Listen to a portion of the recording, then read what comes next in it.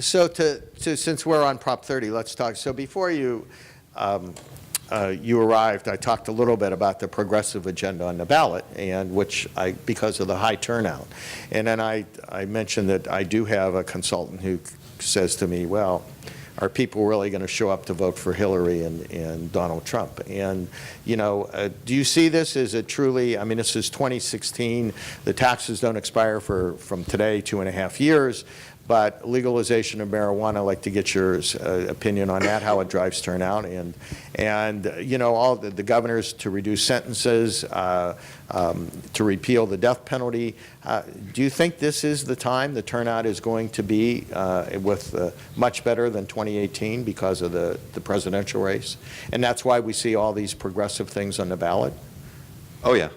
Oh, yeah. Well, first of all, I mean, you just set the bar really low. The turnout for the 2014 gubernatorial race was the lowest in recorded history. So they got to do better than that. But no, I think it's going to be a high turnout election. Even if people are angry, even if they hate Hillary Clinton and Donald Trump, somebody's going to turn out to vote against the person that they don't want. I would subscribe. But I think the hard thing about this ballot, I mean, I wrote a piece this week, and I've put myself out there on a limb about 18 ballot measures. I don't know that there'll be 18. I know that there are no more than 18 that are viable in talking to everybody in town. But one of the things that one of the consultants said to me in doing that story was that for progressives, for liberals, for Democrats, there are a lot of yes votes they're trying to get out of this election. And I think that worries some of them. They're trying to get that many yeses. A yes on pot, a yes on the gun measure, a yes on the taxes, a yes on the death penalty repeal. That's a lot of yeses for a vote. And I mean, and everybody knows it's a lot easier to get a no than it is to get a yes. But I think it'll be high turnout. I mean, yeah, I think it will be high turnout too.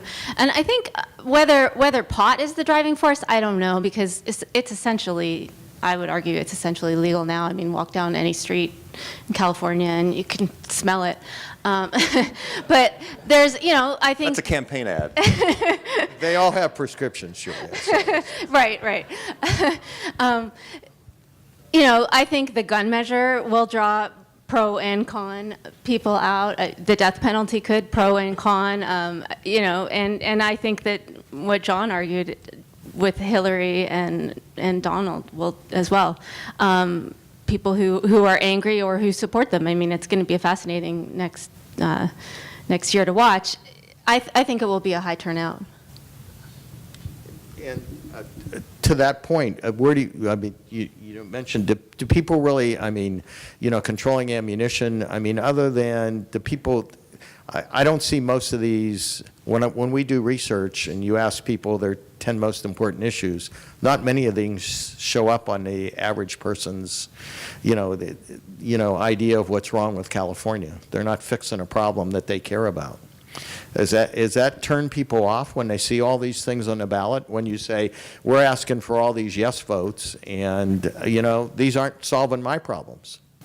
I don't know if it turns them off that it's not their top issues, but there is the issue of voter fatigue, and that I think when we get these really long ballots, you will see fatigue and you will see people drop off and just stop voting, especially with the high vote by mail quotient. You're at home and it takes you like 3 days to vote because you just can't even get through it all, and people are trying to Google all of these ballot questions. So yeah, I mean, that's going to be a hard thing for the campaigns to overcome. Yeah, I'm a little bit obsessed with watching the November ballot. I think lately I've got to let it go. But it's a long way to go, John. I know, but I'm ready. I think I've written too many stories already. But I do think that one of the things that also was pointed out to me by a very smart person I talked to, and I think it's a really interesting point, is that we had long ballots in California in the past. We all remember that. The 90s, we had, holy mackerel, we had like just ballots that were just, we had 20 measures in March of 2000. We had, I think the high water mark is 24, 25, and a lot of us lived through that. But the people who didn't live through it, there are a lot of new voters since those ballots were that long, and they have not had the experience, the joy of that many ballot measures to sort through. And so what will they do? So, I mean, because we're really talking about voter behavior here, I think is the point. I mean, like, what do voters care about? What will they do? There's some things that they're going to go look for. Like, right. They're going to have heard about pot. So they're going to look for that one. Or they might have heard about, I mean, I don't know. Actually, I don't know which ones of the rest of them really stand out.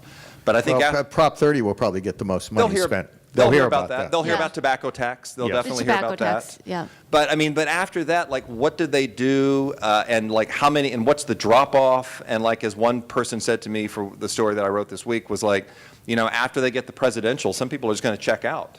And then also, what does that do for local ballot measures? You know, for local communities that have parcel taxes or transportation proposals, those are at the bottom after the 18 or 17 or 16. Who the hell's going to go all the way through that thing? So I mean, I think this is a real test of, and I'm not a native Californian either, so like, you know, we're good here. I'm North Carolinian by birth. You Californians, you love your direct democracy, don't Yeah. you? This is a real test of the direct democracy system in some ways to me about how much you want to govern by the ballot